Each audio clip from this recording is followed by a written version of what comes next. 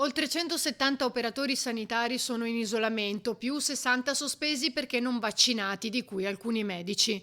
4.483 nuovi pazienti positivi al Covid registrati nell'ultima settimana e 8.316 persone in sorveglianza con un'età media di 48 anni. L'estate non ha arrestato il Covid, quindi la richiesta di tamponi, tanto da spingere Lustre ad attivare un drive-thru al Palexpo di Marghera. L'incremento magari è dovuto dal fatto che la valutazione con il tampone viene fatta in maniera più mirata, perché chi si rivolge a noi spesso è sintomatico, però vuol dire che in questi giorni siamo arrivati a isolare anche oltre 1000 positivi.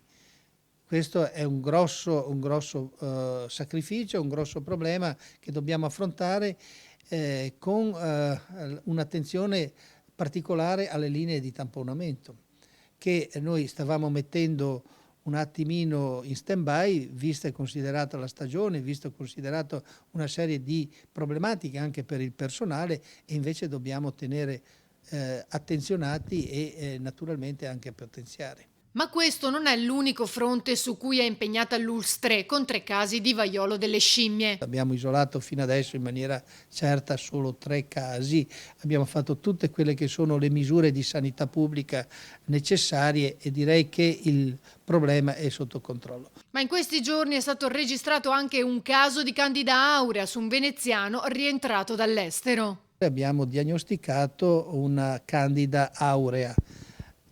La Candida direi che è abbastanza comune tra di noi, il piede d'atleta è una delle cose che la contraddistingue. In questo caso è un fungo molto resistente ed è il primo isolamento che avviene nel Veneto.